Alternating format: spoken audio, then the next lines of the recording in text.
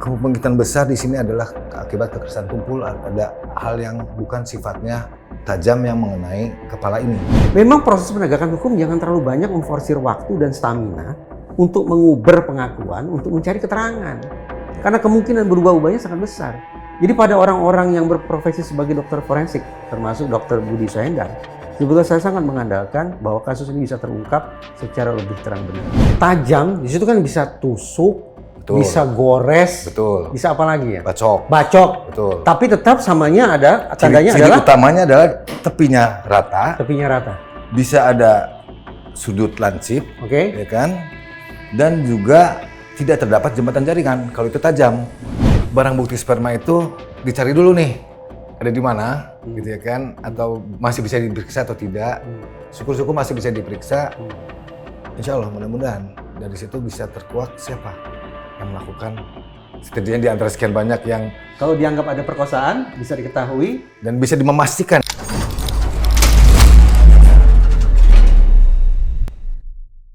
Halo Sobat DN, kasus Cirebon bagi saya bukan hanya kasus kematian Vina dan Eki, tapi bahwa ada 8 orang terdakwa yang kemudian berstatus sebagai terpidana plus 3 bahkan sampai 4 orang buron, itu pun merupakan tanda tanya besar yang semestinya bisa kita jawab bersama. Dan karena itu saya memandang bahwa episode obrolan kita hari ini adalah episode yang paling kritikal sekaligus paling eksklusif. Sebelum kita lanjut, siniar ini jangan lupa untuk klik subscribe dan nyalakan loncengnya di channel Diskursus.net. Sobat DN, kalau tadi saya katakan ini adalah episode yang tampaknya paling kritikal dan sekaligus paling eksklusif adalah karena saya selama ini selalu mengatakan kasus ini memunculkan kegelisahan yang amat sangat dikarenakan terkesan atau terindikasi penegakan hukumnya, pengungkapan kasusnya terlalu mengandalkan pada membongkar pengakuan atau keterangan para saksi. Nah, pertanyaannya kalau kemudian kita tidak mencari pengakuan pelaku atau tidak mencari keterangan dari saksi, lantas kita mau mengungkap kasus ini seperti apa? Jawabannya adalah lakukan uji saintifik termasuk dengan melibatkan disiplin-disiplin non-hukum. Termasuk yang menjadi tamu istimewa kita adalah dari bidang kedokteran forensik. Dan teman ngobrol saya di siniar Bang X Napi kali ini adalah Dr. Budi Suhendar, spesialis kedokteran forensik dan mediko legal. Ini pertanyaan yang paling awam dulu kali ya dok ya? Iya silakan. Karena kita sering rancu nih, termasuk saya. Apa sebetulnya perbedaan antara visum et repertum dan otopsi? Oh baik. Ya sebenarnya nggak ada perbedaan visum et repertum dan otopsi karena visum et repertum adalah judul dari suatu pemeriksaan dokter terhadap korban untuk kepentingan hukum dan keadilan. Ya. Visum et repertum adalah judul pemeriksaan tertulis dari seorang dokter. Kalau otopsi adalah cara pemeriksaan terhadap korban mati dengan menggunakan pemeriksaan luar dan dalam. Jadi otopsi itu aktivitasnya ya? Aktivitasnya. Baik pemeriksaan luar maupun pemeriksaan dalam. Lalu hasilnya akan dituangkan dalam visum et repertum. Ke dalam laporan tertulis. Sehingga dinamailah sebagai visum et repertum. Betul. Berarti yang saya pegang sekarang ini adalah visum et repertum ya dok ya? Ya. Nah ini teman atau Sobat DN, tim investigasi Bang X Napi Diskursus.net menemukan sejumlah hasil pemeriksaan dokter, berarti ini merupakan hasil visum. Juga ada yang dikasih judul berita acara pemeriksaan. Nah kita akan mendiskusikan ini dok. Boleh. Jadi saya terus terang sudah cukup banyak berdiskusi tentang keterangan saksi A, saksi B, saksi C. Yang terus terang makin banyak keterangan saksi membuat saya semakin skeptis. Semakin ragu akan validitasnya. Karena itu saya rekomendasikan ayo kembali ke titik hulu, lakukan uji saintifik termasuk dengan memeriksa atau katakanlah membaca ulang visum et repertum yang sudah dihasilkan di Cirebon. Nah, saya berharap dokter bisa berbagi pendapat dok tentang hasil visum et repertum ini. Nah, dokter udah baca dok? Sebagian saya udah baca. Udah baca. Mungkin pertanyaan saya tidak akan jauh-jauh dari 2 hal saja dok. Silahkan. Pertama, benarkah terjadi pembunuhan? Artinya terjadinya kematian almarhum Eki dan almarhumah Vina tak lain tak bukan adalah akibat perbuatan pidana. Benarkah itu? Dan pertanyaan yang kedua yang akan kita obrolkan adalah terkait dengan benarkah sudah terjadi perkosaan atau ruda paksa terhadap almarhumah Vina. Ya. Obrolan ini, Dok, kita bangun tetap dengan penuh keprihatinan bahwa ada 2 orang yang sudah meninggal dunia. Dan spirit kita memperbincangkan ini kembali adalah justru dalam mendukung otoritas penegakan hukum agar bisa melakukan pengungkapan, penuntasan kasus secara proporsional, prosedural, dan profesional. Itu harapan kita begitu. Itu sebagai kontribusi keilmuan bagi pengungkapan kasus ini. Betul. Dokter, kalau kita runut ke belakang, pertama kasus ini dilaporkan oleh Rudiana, yang notabene adalah ayah dari almarhum Eki. Ya. Apa yang dilaporkan oleh Rudiana bunyinya begini, Dok. Ini saya sengaja bacakan, Sobat DN, sebagai dasar pijakan kita bahwa peristiwa yang menyedihkan di Cirebon itu dilaporkan sebagai para pelaku langsung bersama-sama mengeroyok dengan memukuli, dengan menggunakan bambu dan menusuk menggunakan samurai terhadap kedua korban. Saya ulangi, menggunakan samurai, memukuli menggunakan bambu, menusuk menggunakan samurai terhadap kedua korban. Ya. Lantas, mengalami luka pada bagian pelipis kiri akibat pukulan benda tumpul, dada berlubang akibat ditusuk senjata tajam berupa samurai, bibir bawah sobek, serta gigi bagian depan rontok, leher memar, serta tangan kiri patah dan korban. Oh, dan sampai di situ. Itu yang terjadi pada Muhammad Rizky Rudiana. Ya. Sementara yang terjadi pada Vina dalam laporan ini ditulis mengalami luka sabetan samurai pada bagian muka serta beberapa luka memar dan kedua korban meninggal dunia di TKP. Jadi kedua korban meninggal dunia di TKP. Ya. Hingga laporan ini ditandatangani pada tanggal 31 Agustus 2016 memang belum ada narasi tentang perkosaan. Baik. Ya, itu yang terjadi pada Rizky dan Vina. Berarti kita mulai dulu dari obrolan tentang laporan yang kemudian berlanjut dengan otopsi guna menjawab pertanyaan benarkah sudah terjadi pembunuhan gitu ya. Monggo, Dok, apa yang bisa dokter ceritakan? Atau mungkin kalau perlu saya bacakan ulang nih, Dok. Hasil otopsi dari dokter di Cirebon. Ya, mungkin sebelum kita ke sana, mungkin saya bisa menyampaikan begini. Bahwa kedokteran forensik dan mediko-legal tentunya adalah satu bidang yang bisa membantu para pihak kaitan dengan penegakan hukum dan keadilan. Dengan melakukan suatu pemeriksaan sifatnya ilmiah kedokteran untuk menentukan apa saja yang terjadi pada tubuh seseorang. Nah, dalam kaitannya dengan apakah pembunuhan itu, tentunya kita bisa memberikan fakta-fakta hasil pemeriksaan yang nantinya bisa kita diskusikan dengan para penegak hukum. Apakah ada kesesuaian dengan suatu peristiwa, yang mana peristiwa itu nanti penegak hukumlah yang punya kewenangan menentukan apakah itu pembunuhan, kecelakaan, atau hal yang lain. Oke. Gitu ya. Oke.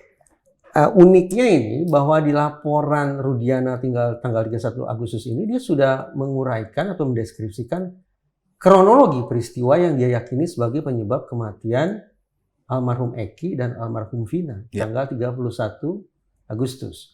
Tapi kalau kemudian kita bandingkan dengan hasil otopsi yang dilakukan oleh dokter di Cirebon, ini boleh saya baca tidak nama dokternya, Dok? Sepanjang itu sudah jadi dokumen resmi dan juga pernah disampaikan di pengadilan yang sifatnya terbuka. Ini putusan sudah inkrah. Oh ya, saya rasa. Putusan sudah inkrah dan karena sudah inkrah, semestinya kita berani asumsikan bahwa putusan-putusan atau berkas terkait ini sudah naik di Direktori Putusan Mahkamah Agung Republik Indonesia. Mudah-mudahan bisa kita temukan di sana. Nah, teman-teman, diskursus ini asli kan ya? Otentik kan ya? Bukan rekayasa ya, bukan manipulasi. Dok, begini, Dok. Saya mulai dengan pertanyaan tentang katakanlah simpulan ya.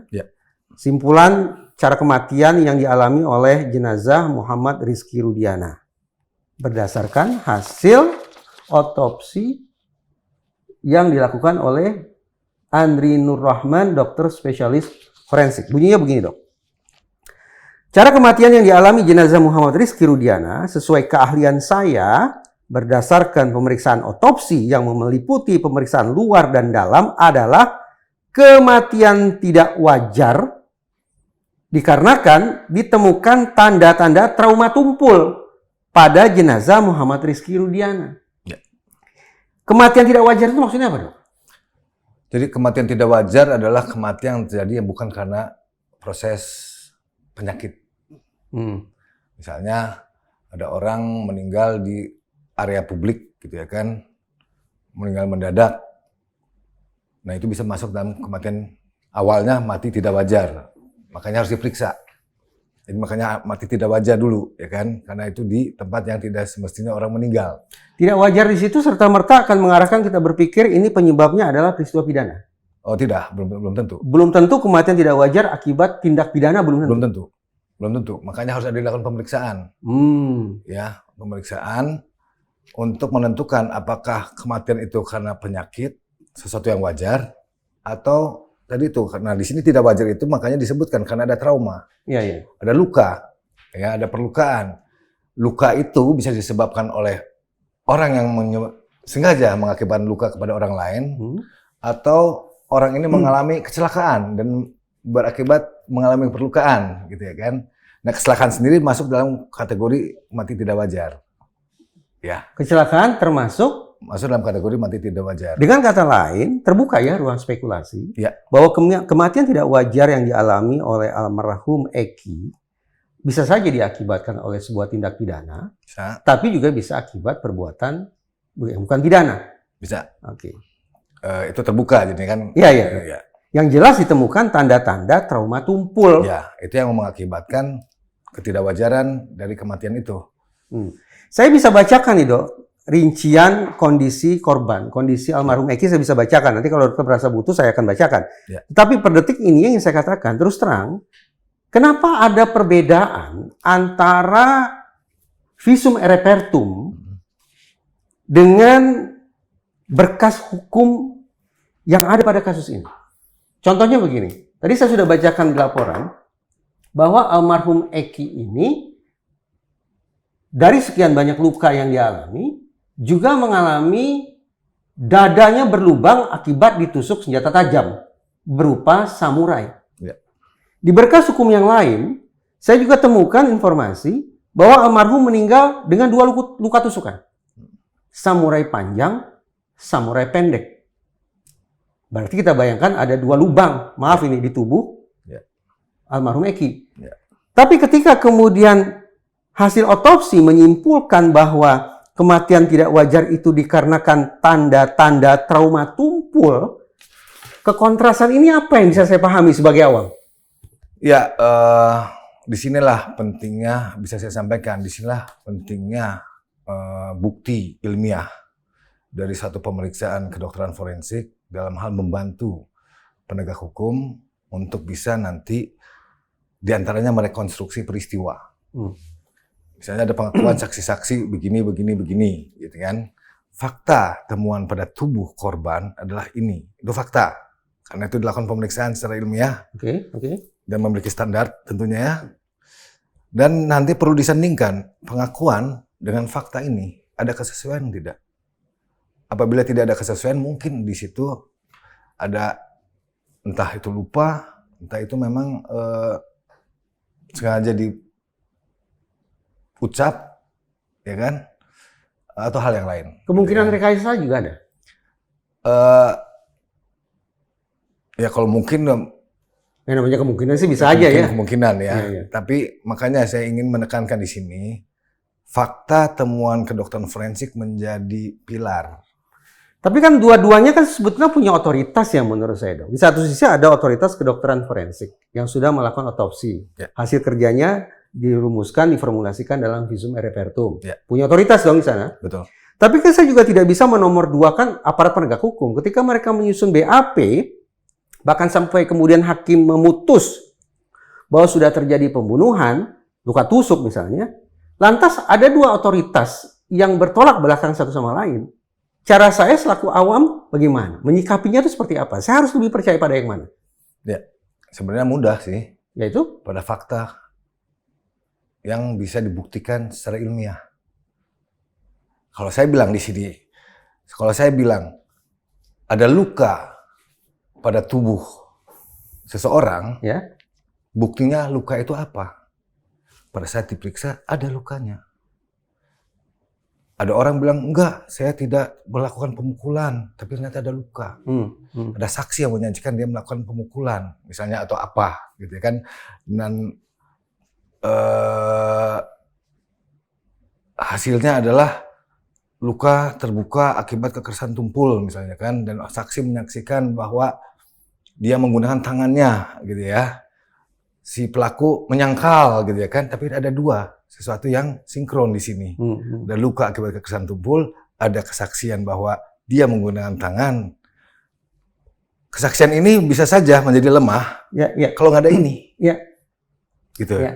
Saya sepakat, makanya dikatakan hukum itu bekerja berdasarkan mekanisme pembuktian kan? Betul. Bukan pada pengakuan. Betul. Bukan pada keterangan, tapi pada pembuktian. Pembuktiannya. Dan bagi saya yang notabene awam, ketika dokter spesialis forensik sudah membuat atau melakukan kerja saintifik yang menyimpulkan bahwa kematian tidak wajar dikarenakan tanda-tanda trauma tumpul, menurut saya ini lebih terpercaya dong. Semestinya seperti itu. Seperti itu. Dipandang seperti itu, semestinya.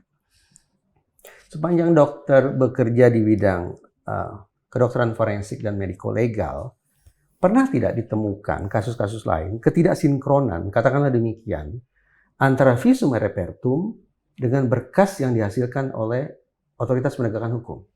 Dengan kata lain, pernah tidak terjadi pengabaian atau bahkan mungkin pemutarbalikan terhadap hasil kerja dokter forensik?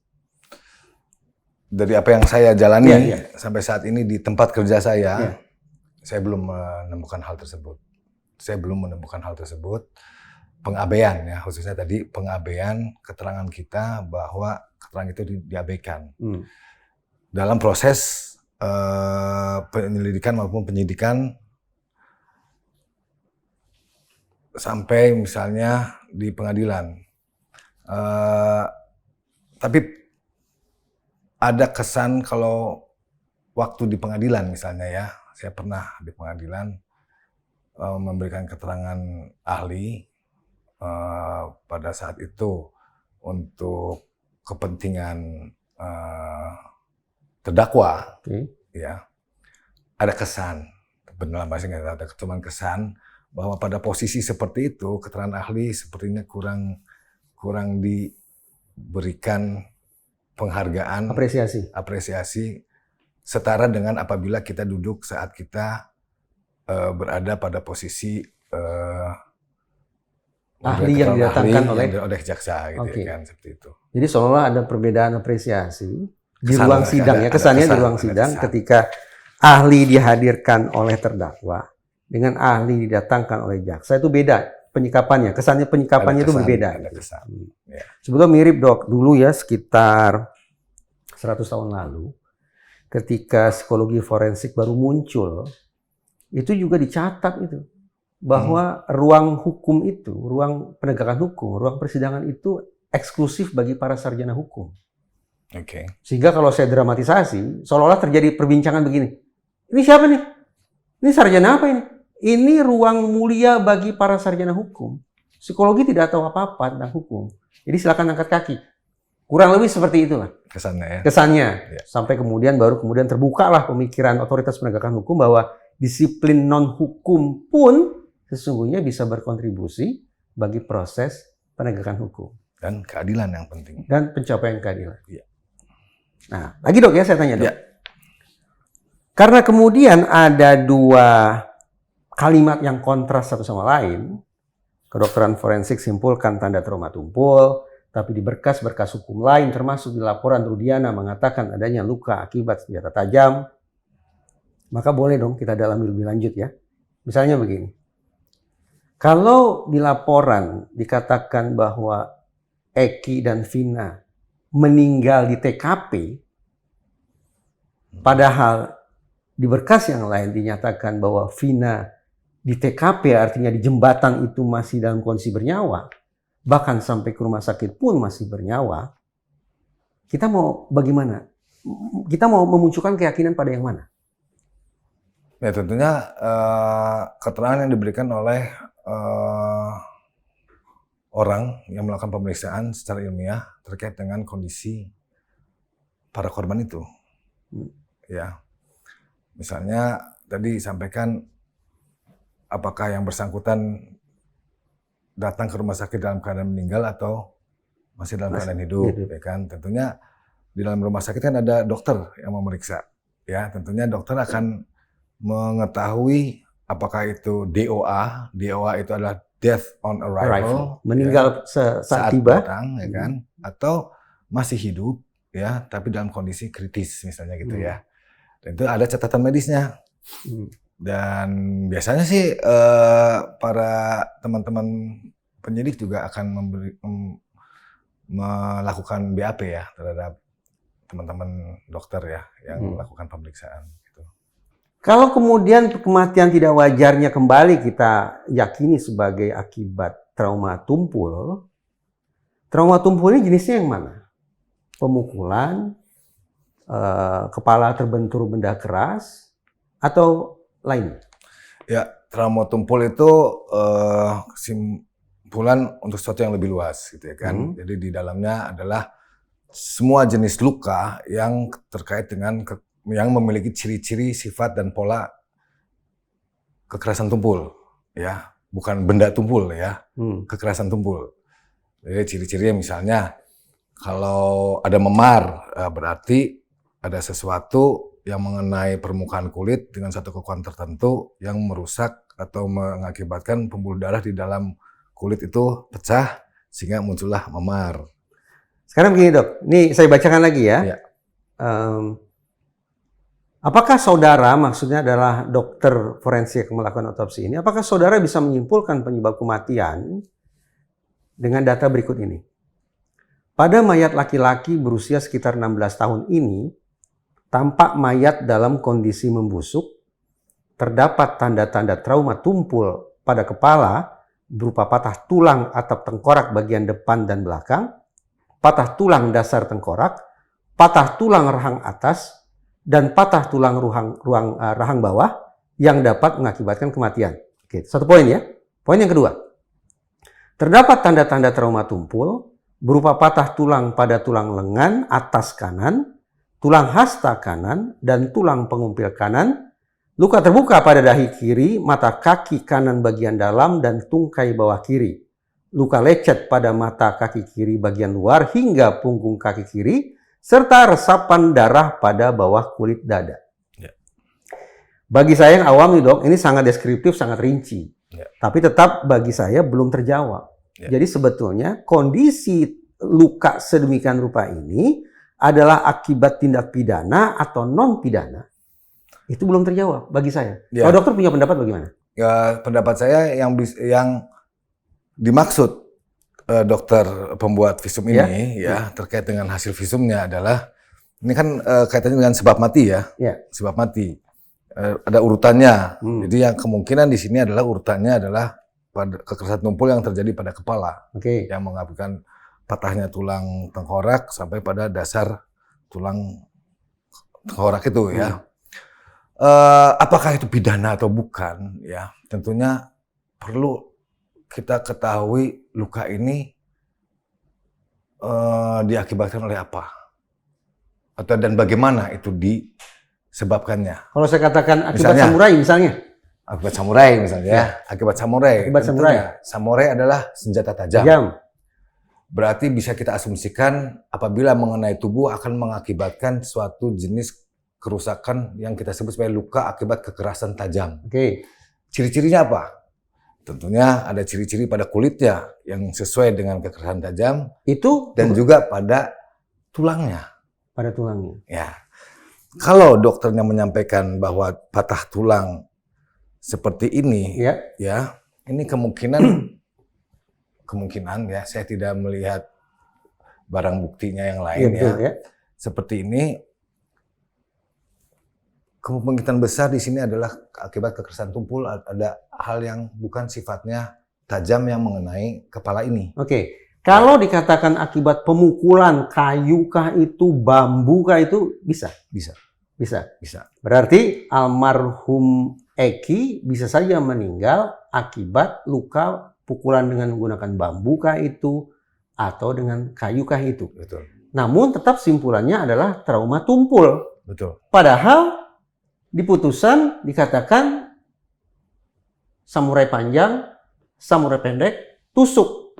Ya. Di laporan pun dikatakan tusuk. Ya. Dan boleh kalau bisa saya tambahkan adalah pola luka. Ya, kita sebut ada yang namanya pola luka. Ya.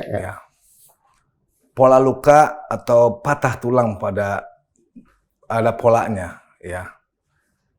Misalnya, apakah kepala itu menghampiri suatu permukaan atau kepala itu dihampiri oleh suatu benda?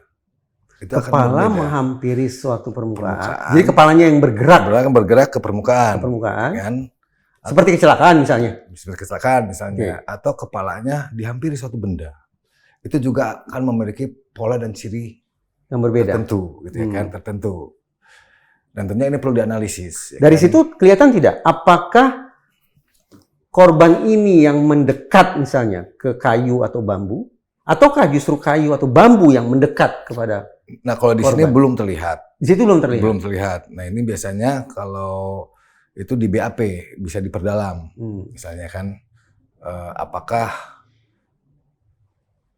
pola dan ciri sifat luka ini ada kesesuaian dengan tadi itu, kepala mendekat suatu benda atau kepala didekati oleh satu benda. Kalau dokter katakan ya berarti kita harus coba cek juga berkas-berkas yang lain kan, BAP yang lain. Betul. Baik itu terdakwa maupun saksi. Betul. Persoalannya sekian banyak terdakwa mencabut BAP mereka, Dok.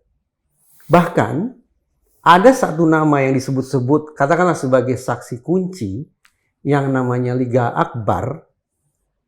Disebut sebagai saksi kunci karena pada saat dia di BAP dia katakan bahwa dia melihat itu. Melihat ketika Eki dan Vina ditimpuki pakai batu, dia katakan lihat. Ya. Tapi dari informasi di media mengacu pada penjelasan penasihat hukum Liga Akbar pun ternyata kemarin kalau saya tidak salah, ini sekarang hari Kamis. Ya. Berarti kemarin hari Rabu ketika diperiksa lagi setelah 8 tahun berselang, Liga Akbar dikabarkan juga mencabut BAP-nya. Artinya, dia ingin mengatakan, kata penasihat hukumnya, dia tidak lihat apapun terkait dengan apa yang dinarasikan sebagai pelemparan batu ke arah Eki dan Vina. Ya. Ini yang mempertegas saya untuk bertahan di posisi bahwa memang proses penegakan hukum jangan terlalu banyak memforsir waktu dan stamina untuk menguber pengakuan, untuk mencari keterangan. Ya. Karena kemungkinan berubah-ubahnya sangat besar. Jadi pada orang-orang yang berprofesi sebagai dokter forensik, termasuk Dr. Budi Sohendar, sebetulnya saya sangat mengandalkan bahwa kasus ini bisa terungkap secara lebih terang benderang. Ya, sebenarnya hasil kedokteran forensik ini juga bisa menjadi pijakan untuk melakukan rekonstruksi peristiwa. Ya, bila diperlukan oleh penyidik, ya kan. Tentunya ditambah dengan informasi-informasi terkait dengan apa yang terjadi di sana, hasil pemeriksaan seperti apa. Kita bisa saja melakukan olah TKP aspek medis, ya kan, di TKP dan menganalisis informasi-informasi yang didapatkan apakah memiliki kesesuaian dengan luka-lukanya. Kalau dari temuan seperti ini, Dok, ya. Bisa tidak saya simpulkan bahwa ini otopsinya sebetulnya sudah sesuai standar atau belum sesuai standar? Sesuai standar. Sesuai standar. Tapi kan tadi dokter katakan, belum bisa menjawab apakah ini akibat pidana atau bukan pidana. Ya. Belum bisa menjawab apakah ini korban yang mendekati benda keras ataukah benda keras yang mendekati korban. Ya. Berarti kan masih ada sejumlah pertanyaan yang belum terjawab. Ya, itu penggaliannya maksud saya. Penggalian terkait dengan apa yang sudah diinformasikan oleh dokter spesialis forensik kepada penyidik. Ya kan? Ini sudah jadi nih. Ini sudah jadi. Ya. Lalu diserahkan kepada penyidik. Ya kan hasil visumnya. Iya, iya. Tentunya penyidik akan membaca, ya kan? Betul, anggaplah baca. Yang memiliki informasi lebih banyak kan penyidik terkait dengan kasus. Iya, karena dia juga sudah memeriksa sekian banyak orang lain. Ya, tentunya dia akan membandingkan antara hasil dengan keterangan-keterangan yang sudah didapatkan. Mungkin akan muncul pertanyaan-pertanyaan tertentu ya kan terkait dengan hasil dengan apa yang disampaikan kepada penyidik atau yang sudah ditemukan penyidik. Nah, ini masuk dalam nanti untuk mempertajam. Ya, mempertajam antara hasil ilmiah dengan pengakuan-pengakuan atau temuan-temuan lain yang juga bisa sifatnya ilmiah untuk dicarikan ada benang merahnya benar atau tidak gitu loh. Ini sudah sesuai standar nih ya. Betul. Dan saya percaya diri juga sih, walaupun saya awam, saya tidak dalam posisi menilai, tapi saya percaya bahwa ini hasil kerja saintifik yang sudah sesuai standar. Ya. Tapi memang muncul pertanyaan di kepala saya terkait dengan berarti apa ini, meninggalnya akibat pidana atau bukan? Ya. Kalau dikatakan ada trauma tumpul, apakah korban yang mendekati benda keras, kayu atau bambu, ataukah kayu atau bambu yang mendekati korban, kan juga tidak terjawab. Ya. Semestinya pertanyaan itu kalau melintas di kepala penyidik diajukan kembali kepada dokter ini. Betul. Untuk kemudian nanti penyidik menyimpulkan, oh dok, kalau ini bisa nggak ada bentuknya misalnya patah tulang gitu ya kan? Patah tulang ini ngarahnya kemana? Mendekati suatu benda atau didekati benda? Oh didekati benda ini, kenapa? Karena ciri-cirinya ini, gitu misalnya gitu ya. Oh kalau gitu kami punya alat bukti misalnya atau barang bukti ya, barang bukti kayu ini bisa cocok nggak dengan pola lukanya? Oh yang ini nggak cocok, yang ini cocok misalnya, bisa begitu. Nah ini adalah kerjasama yang baik antara penyidik dengan dokter spesialis forensik dalam nanti mengungkap atau setidak-tidaknya untuk membantu penyidik mengambil kesimpulan apakah pembunuhan atau pidana atau bukan. Konsekuensinya penyidik Reskrimum Polri juga sedikit banyak harus punya hazanah pengetahuan tentang kedokteran forensik. Saya rasa mereka ya sepanjang saya hubungan dan bekerja sama dengan para penyidik di tempat kerja saya, mereka aktif ya, dan bertanya bahkan ya kan, dan juga mendiskusikan hal-hal yang mereka temukan dengan apa yang kami temukan, apakah memiliki kesesuaian atau tidak gitu ya kan. Saya tidak melihat ada laporan berikutnya dari dokter forensik yang melakukan otopsi terhadap korban. Berarti ya saya simpulkan, ya inilah yang diserahkan oleh dokter forensik. Ya. Dan tidak ada pertanyaan susulan dari penyidik. Itu sebabnya semua jadi kesannya paling tidak serba menggantung. Itu kesimpulan ya. Itu kesimpulan ya. Iya. Dan cuman faktanya adalah yang sesuai dengan kewajiban dokter spesialis forensik terkait dengan apa yang diminta kepada dirinya dia telah melakukan dan dia sesuai keilmuannya, pengetahuannya dia sudah menyampaikan. Mungkin sebenarnya dalam pendalaman terkait dengan informasi yang sudah didapatkan penyidik dengan apa yang sudah ditemukan ini yang bisa digali lagi. Misalnya kalau sekarang lagi ada proses itu gitu ya kan. Seperti itu. Kita tutup ya tentang almarhum Eki. Baik. Kita tutup ya. Terus terang bagi saya tutup dengan penuh pertanyaan susulan. Tapi ya cukup lah. Sekarang kita pindah ke almarhumah Vina. Kalimatnya begini bunyinya, Dok. Cara kematian yang dialami oleh jenazah Vina sesuai keahlian saya, maksudnya dokter forensik itu, berdasarkan pemeriksaan otopsi yang meliputi pemeriksaan luar dan dalam adalah kematian tidak wajar. Sama dengan Eki tadi. Cuma bedanya ini dikarenakan ditemukan tanda-tanda trauma tajam dan trauma tumpul pada jenazah Vina. Jadi ada dua jenis nih, Dok. Trauma tajam dan trauma tumpul. Pertanyaan saya kurang lebih sama. Untuk memastikan apakah kematian tidak wajar ini akibat pidana, pembunuhan misalnya, atau kematian tidak wajar itu disebabkan oleh non-pidana, kecelakaan misalnya, bagaimana caranya? Ya, tentunya dari apa yang sudah dilakukan pemeriksaan itu sudah menyampaikan bahwa ini kematian tidak wajar, ya kan? Terus ada pointers adalah trauma tajam dan trauma tumpul. Boleh saya gambar di sini sebentar ya? Silakan, Dok. Saya setidaknya ingin menyampaikan begini. Tajam dan tumpul perbedaannya kalau ada di permukaan kulit, ya. Misalnya ini adalah permukaan kulit. Ini adalah satu luka terbuka, ya. Kalau dia adalah tajam, setidak-tidaknya cirinya adalah tepi daripada luka ini itu tuh sama seperti tepi kertas ini. Yaitu rata. Ya. Itu akibat tajam. Kalau ini adalah karena suatu kekerasan tumpul, ya, tepinya itu tidak beraturan, ya, dan sering ada jembatan jaringan, yaitu antara satu tepi dan tepi lain itu masih ada sambungannya. Tanya dikit dong, tajam di situ kan bisa tusuk, Betul. bisa gores, Betul. bisa apa lagi ya? Bacok. Betul. Tapi tetap samanya ada, tandanya Ciri adalah utamanya adalah tepinya rata. Bisa ada sudut lancip, ya kan? Dan juga tidak terdapat jembatan jaringan kalau itu tajam. Kalau tumpul, pada umumnya tepinya tidak rata, bisa ada jembatan jaringan. Karena begini. Nah, kalau misalnya kena tulang di dalamnya, tajam nih. Ya. Kena tulang di dalamnya, di tulang pun akan memberikan gambaran yang menyerupai tepi rata, setidaknya seperti itu. Jadi kalau misalnya benda tajamnya, samurai misalnya, masuknya dalam pun sampai kena tulang pun, ya, ciri itu tetap akan bisa kita temukan. Ada. Pada tulang. Ya.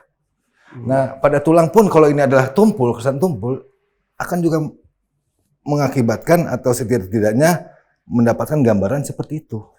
Bagaimana dokter bisa menjelaskan kalau setelah kena benda tajam, misalnya ditusuk, lalu dipukuli habis-habisan? Ya, semuanya akan muncul. Tajamnya akan ada, tumpulnya akan ada. Berarti bisa dibedakan ya? Bisa. Tetap walaupun ada misalnya luka bacok misalnya, kemudian dipukuli pakai kayu, tetap dokter akan bisa mengatakan, oke, ini kombinasi. Karena saya melihat ciri-ciri luka akibat benda tajam, dan juga saya menemukan adanya ciri-ciri akibat benda tumpul. Dan ini ilmiah. Dan itu ilmiah. Dan ini ilmiah. Dan tidak bisa dibantah. Karena ini fakta. Saksi mau mengatakan ABCD. Mau apapun, misalnya saya temukan tepi rata, tidak ada jembatan jaringan, ada sudut lancip, misalnya saya pakai palu, ya nggak cocok dong palu sama luka ini, gitu ya kan? Berarti ada yang berbohong di sini. Misalnya nih, saya nusuk orang. Tapi saya ke polisi bilang, saya mukulin kok, bukan nusuk. Terus pisau saya buang sejauh-jauhnya. Tetap saja polisi akan mengatakan saya melakukan penganiayaan dengan melakukan luka tusuk ya. Ya, sepanjang ada yang menyaksikan tuh. Sepanjang ada yang menyaksikan. Ya, yang mendukung bahwa kalau ketemu lagi pisaunya bisa diukur lagi nih. Cocok nggak nih senjatanya nih, dok? Kami ketemu senjata ini nih. Sama luka yang dokter temukan, ada kesesuaian nggak bahwa senjata ini mampu membuat luka seperti ini? Oh, yang kayak begini nggak bisa, ini nggak cocok nih, bisa bersifat itu, atau ya cocok gitu loh. Sekarang begini dok ya, ini khusus tentang laporan Vina. Ada cukup panjang, tapi saya bacakan dulu satu poin ini, karena dokter barusan menjelaskan tentang luka tanda trauma tajam ya. Kalimatnya begini, terdapat tanda-tanda trauma tajam berupa luka terbuka pada pipi kanan dan punggung tangan kiri. Pertanyaan sih dok, dengan luka seperti ini berakibat kematian tidak dok? Kalau lukanya superficial atau hanya di permukaan saja, misalnya saya punya luka. Nah, sebelum kesini dulu deh. Kekerasan tajam itu bisa saja senjata tajam, atau setiap benda yang memiliki tepi tajam, ya. Jadi belum tentu senjata tajam. Ya, itu satu. Kayu yang tajam pun bisa akhirnya dikategorikan sebagai benda tajam berarti. Bisa mengakibatkan luka akibat kekerasan tajam sepanjang tepinya tajam, ya, tepinya tajam. Makanya tadi itu alat bukti, benda bukti bisa Nah ini, barang bukti bisa kita cocokkan apakah barang ini bisa mengakibatkan luka seperti ini. artinya luka terbuka pada pipi kanan dan punggung tangan kiri juga semestinya berlanjut dengan pertanyaan yang bikin lukanya apa? Ya, misalnya samurai tadi atau ada samurai gitu ya kan, Ya, ada kalau sebutan misalnya samurai samurai. gitu ya kan. Bisa nggak lukanya polanya seperti ini? Misalnya, andai kan bisa gitu Ya, ya kan. Tadi pertanyaan Mas Reza mengakibatkan mati atau enggak gitu kan. Iya. Nah, nanti kita lihat tuh lukanya, apakah luka tersebut mempengaruhi proses penunjang kehidupan atau tidak gitu ya kan. Sepanjang itu tidak mempengaruhi, tentunya luka itu tidak bisa dikategorikan sebagai luka yang bisa menyebabkan kematian. Dalam laporan Rudiana, tertulisnya begini dok. Menusuk menggunakan samurai terhadap kedua korban. Berarti kalau mengacu pada laporan ini, saya punya alasan dong untuk menduga bahwa luka terbuka pada pipi kanan dan punggung tangan kiri Vina adalah akibat tusukan samurai. Faktanya dalam pemeriksaan ada kekerasan tajam. Faktanya ya, hasil pemeriksaan ada kekerasan tajam. Bisa saja? Bisa saja kalau dikaitkan dengan samurai adalah suatu benda yang memiliki tepi tajam. Ada kesesuaian untuk itu gitu kan. Ukuran, bentuk luka segala macam perlu dicocokkan dengan samurainya. Dengan samurainya, apakah mungkin seperti itu? Atau andai kan bisa seperti itu, kira-kira apa? Kan orang bisa bergerak, orang bisa seperti apa? Nah, itu rekonstruksi peristiwa tuh nanti tuh. Menarik itu yang kayak gitu tuh. Oke, itu tentang trauma tajamnya dok. Sekarang trauma tumpul dok ya. Ya.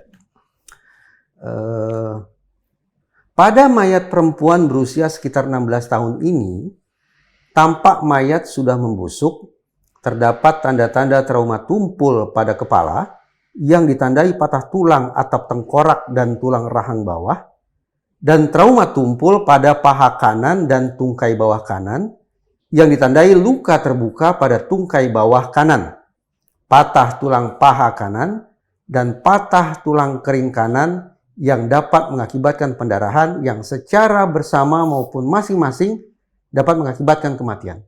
Ya. Jadi ini lukanya parah dok ya? Banyak. Sampai kemudian bisa dikatakan ini dapat mengakibatkan kematian. Ya. Oke, saya lanjutkan. Terdapat tanda-tanda trauma tumpul berupa luka lecet pada perut kiri dan paha kiri, serta warna kemerahan pada paha kanan. Terdapat tanda-tanda trauma tumpul berupa luka lecet pada perut kiri dan paha kiri, serta diwarnai kemerahan pada paha kanan. Bisa dibacakan lagi nggak, Mas Reza? Terkait dengan Eki? Enggak, Vina, yang tadi yang barusan. Ya? Terkait dengan patah tulang pada tungkai bawah kalau nggak salah tuh. Yang bagian awal tadi mungkin ya? Ya. Saya ulang ya. Pada mayat perempuan berusia sekitar 16 tahun ini, tampak mayat sudah membusuk. Ya.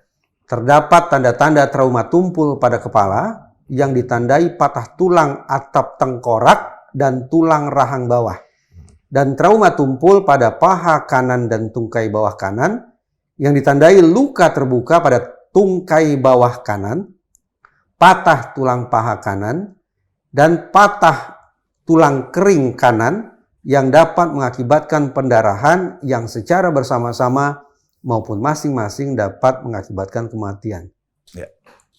Artinya kekerasan seperti itu memiliki kekuatan yang cukup besar tuh ya.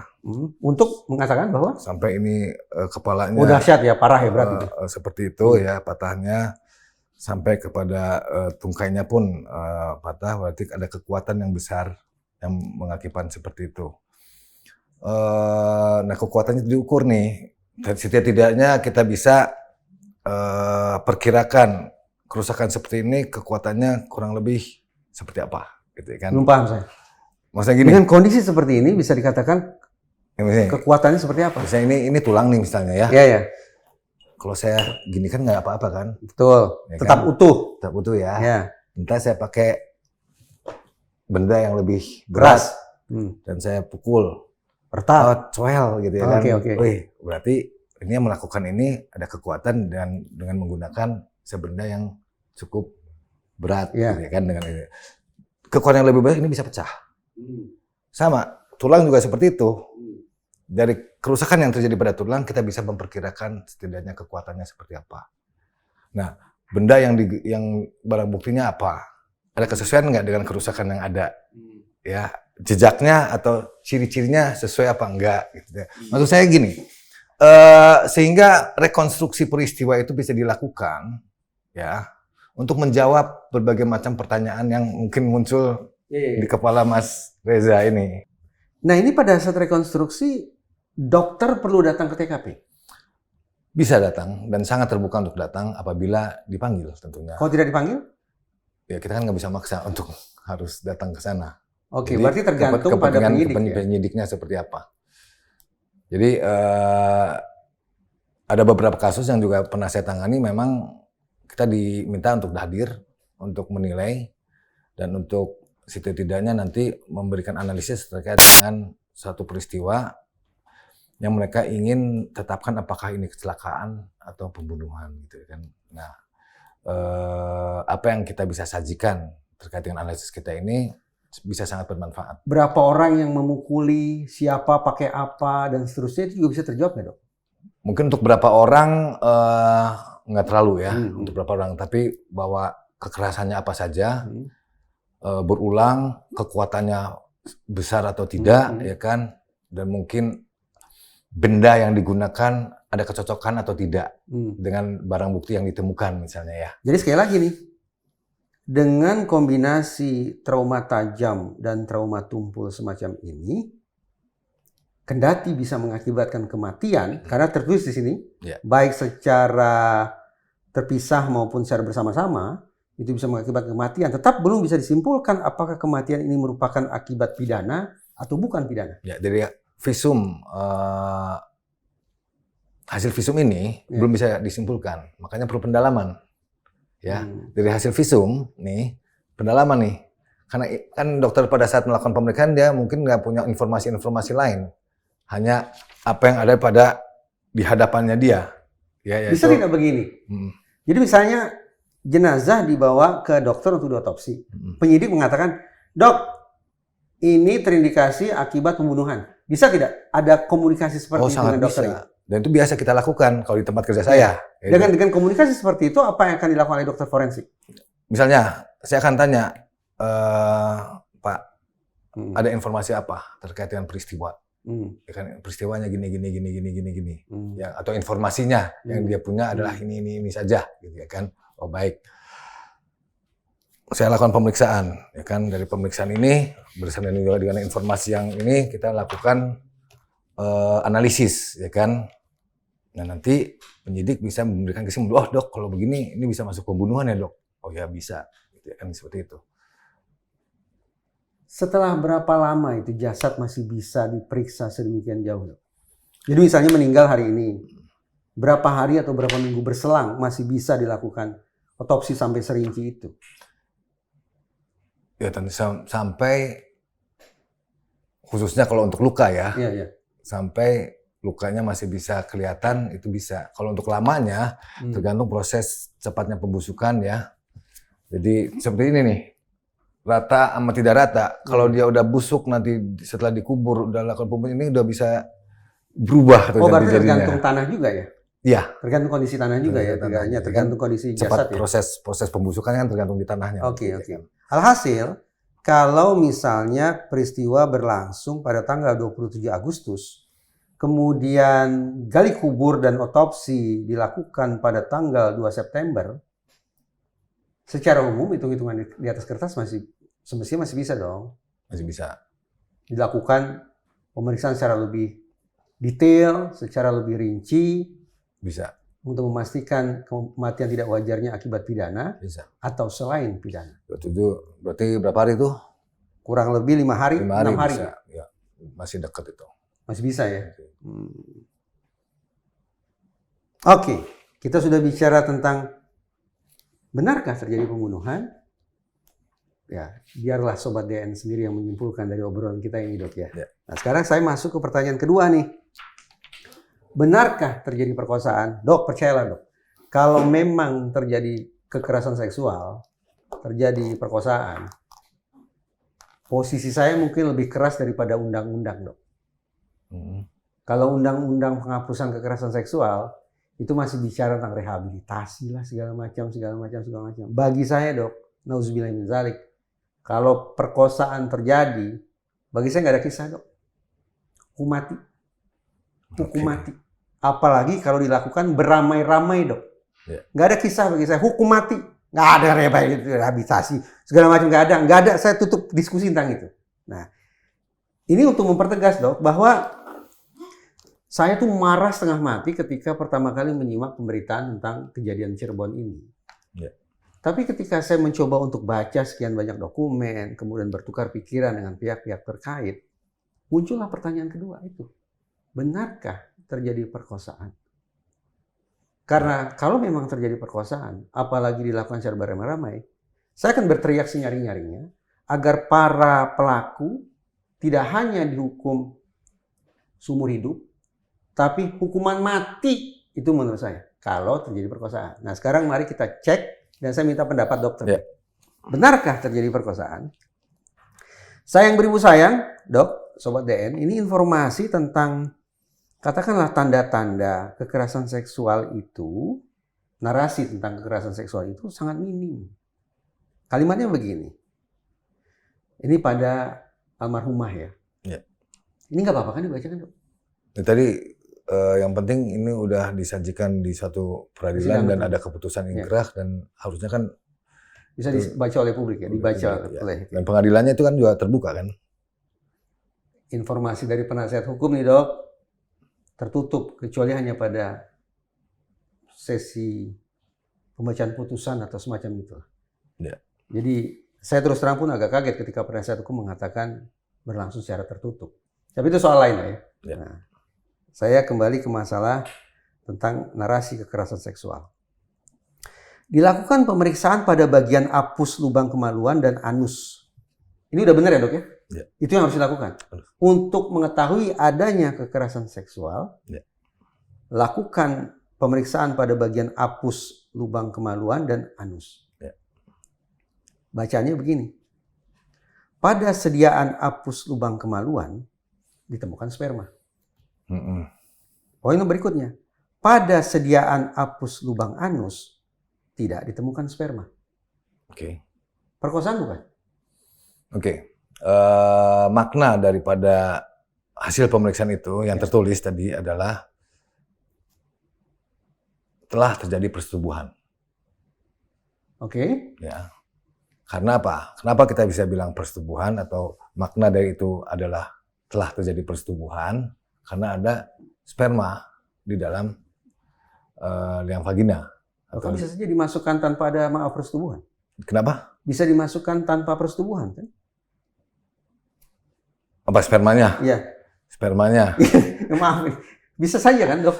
Sperma ada di dalam organ genitalia perempuan tanpa persetubuhan kan bisa saja. Ya, makanya kan kalau itu pertanyaannya, kita harus lihat kasusnya dan peristiwanya. Baru kita bisa jawab apakah mungkin dimasukkan dalam liang vagina tanpa persetubuhan. Kan? Nah, konteks yang sekarang ini adalah... Dan dengan kalimat ini bisa tidak dikatakan apakah ini akibat persetubuhan atau dimasukkan selain dengan persetubuhan? Secara umum kalimat itu menandakan atau mengindikasikan atau memberi petunjuk, telah terjadi persetubuhan. Masuk akal karena situasinya kan disebut-sebut pidana kan ya, betul. Apalagi gitu. Telah terjadi persetubuan. Nah, sekarang persetubuhan itu kan belum tentu pidana. Ya kan? Coba lanjut. Ini kayaknya saya punya penalaran yang mirip nih. Lanjut. Persetubuhan itu belum tentu pidana. Ya kan? Kapan persetubuhan bisa disebut pidana? Itu kalau disebut pidana kalau dilakukan dengan perkosa, kalau masuk dalam kategori perkosaan. Paksaan, ada paksaan. Melakukan paksaan, ya kan, kepada seseorang, ya kan, untuk melakukan persetubuhan, ya kan, apalagi misalnya di bawah umur nih ya, gitu ya. Nah, unsur perkosaannya ini harus dibuktikan, ya, unsur perkosaan, unsur paksaannya ini harus dibuktikan.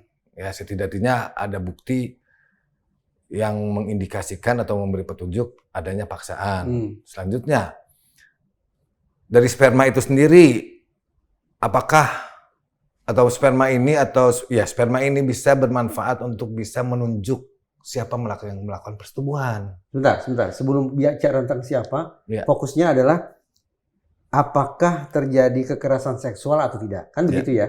Nah, kita sedikit berbagi perspektif, Dok ya. Ada istilah statutory rape. Saya tidak tahu tuh bagaimana mengindonesiakannya. Perkosaan statutory. Artinya begini. Kalau kita bicara tentang persetubuhan antar orang dewasa, itu memang akhirnya tampaknya dibedakan antara yang forceful dengan konsensual. Itu kan ya? Antara yang mengandung paksaan dan yang mau sama mau. Tetapi dari sudut pandang hukum, saya tandaskan dari sudut pandang hukum, psikologinya nanti. Dari sudut pandang hukum, ketika kita sudah bicara tentang persetubuhan dengan anak-anak, maka ini berlaku statutory rape. Artinya, kita abaikan saja itu. Apakah ini paksaan? Apakah ini mau sama mau? Kalau sudah bicara persetubuhan dengan anak-anak, maka serta-merta dari sudut pandang hukum ini dicap sebagai perkosaan. Dan itu tertulis dalam undang-undang kan? Gitu. Itu dari sudut pandang hukum. Tapi dari sudut pandang psikologi, kemungkinan antara forceful dan konsensual, kemungkinan antara paksaan dan mau sama mau, tetap terbuka untuk diselidiki. Apalagi ketika pihak yang disebut sebagai anak-anak itu sudah masuk usia remaja, usia puber, yang secara psikologis sudah punya hasrat secara seksual. Jadi bukan berarti membenarkan nih dok, saya mengamini posisi hukum bahwa ini adalah perkosaan, titik. Ketika terjadi persetubuhan dengan anak-anak. Tapi ketika kita tinjau dari sudut pandang psikologi, tetap kita perlu mengetahui apa sesungguhnya suasana batin anak yang melakukan persetubuhan itu. Untuk mengetahui apakah ini forceful, paksaan, ataukah konsensual, mau sama mau. Nah, pertanyaan saya ke dokter, kalimatnya kan cuma begini, dok. Pada sediaan apus lubang kemaluan, ditemukan sperma. Sudahkah ini mencukupi bagi kita untuk menyimpulkan apakah sperma ini akibat persetubuhan yang ada pemaksaannya? Ataukah sperma akibat persetubuhan yang mau sama mau? Sudah cukup belum kalimat ini? Kalau itu berdiri sendiri belum. Kalau itu berdiri sendiri tidak ada bukti lain. Tapi kalau ada bukti lain, misalnya ada pengakuan misalnya oleh tersangka pada saat itu, saya melakukan kegiatan seksual terhadap itu, gitu kan. Nah ini bisa ada hubungannya, tapi belum nyambung nih. Belum nyambung. Benar nggak dia yang melakukan ini? Oke, saya mau perdalam ini sebentar ya tentang bukti. Kenapa di hasil otopsi ini tidak ada informasi tentang kondisi alat kelamin korban? Biasanya ada di hasil otopsi secara lengkap. Misalnya gitu apa? Kondisi alat kelamin yang dijahati secara seksual itu kondisinya seperti apa? Kalau nggak salah ini kan ekshumasi ya. Iya, ekshumasi. Ya kan? Dari kubur dan otopsi. Iya. Artinya tentunya dokter spesialis forensik akan menyampaikan sesuatu yang memang bisa bermanfaat. Pasti. Terkait dengan apa yang ada pada tubuh korban. Ya kan? Bisa juga dia menyampaikan secara detail, misalnya tadi yang Mas Reza bilang, gitu ya kan, kondisinya begini, begitu, ya kan, bisa juga, gitu ya kan. Tapi andaikan secara detail kondisinya tidak disebutkan karena mungkin sudah ada pembusukan, ya kan, karena pembusukan kan artinya kita punya keraguan-keraguan juga, apakah ini bentuk asli atau bukan, ya kan, istilahnya macam gitu ya. Tapi kan disebutkan udah ada pembusukan kalau nggak salah tuh pada jasadnya ya. Tapi pada pemeriksaan kita temukan yang signifikan dalam hal ini adalah sel sperma atau sperma itu sendiri yang bisa memberikan petunjuk bahwa telah terjadi suatu persetubuhan. Dan nanti tinggal pendalaman nih oleh teman-teman penyidik. Persetubuhan itu secara undang-undang atau hukum nanti masuknya dalam kategori apa? Dengan bukti-bukti yang bisa disajikan. Ya. Pertama, ada nggak pelakunya? Bila diduga ada, benar nggak pelaku-pelaku yang sudah ditangkap ini diantaranya memiliki kaitannya dengan itu? Gitu. Ini dia. Kalau tadi saya menanyakan ke dokter tentang sudah terjadi perkosaan atau tidak, sekarang saya coba saja nih ikuti putusan hukumnya ya. Putusan hukumnya adalah maaf almarhumah sudah mengalami perkosaan. Dalam kasus ini dok, 8 orang statusnya sudah terpidana. Kemudian 3-4 orang buron. Tapi sekarang sudah dianulir jadi 1. Itu pun menurut saya problematis tuh. Tapi kita diskusi lain waktu. Plus ada 1 laki-laki lagi. Yaitu almarhum Eki. Yang disebut-sebut sebagai teman dekat almarhumah. Berarti total jenderal ada sekitar 13 laki-laki. Mari kita berandai-andai bahwa almarhumah sebagaimana putusan diperkosa. Pertanyaan saya, ini spermanya siapa? Dari 13 orang itu ini sperma siapa? Kalau bisa nggak kita asumsikan saja ini sperma semua orang? 13 orang? Nggak boleh. 12? Nggak boleh. 5? Nggak boleh. 2? Nggak boleh. 1? Nggak boleh. Nggak boleh pakai asumsi. Nggak boleh pakai asumsi. Jadi bagaimana? Kalau bagi saya bagi saya, karena perkosaan itu kan harus dibuktikan. Dibuktikan. Dan pelakunya juga sebenarnya juga harus dibuktikan. Itu serius deh. Kita punya undang-undang tindak pidana penghapusan kekerasan seksual, itu menunjukkan betapa kita memposisikan perkosaan sebagai kejahatan yang serius. Betul. Karena orang yang dituduh merkosa kan juga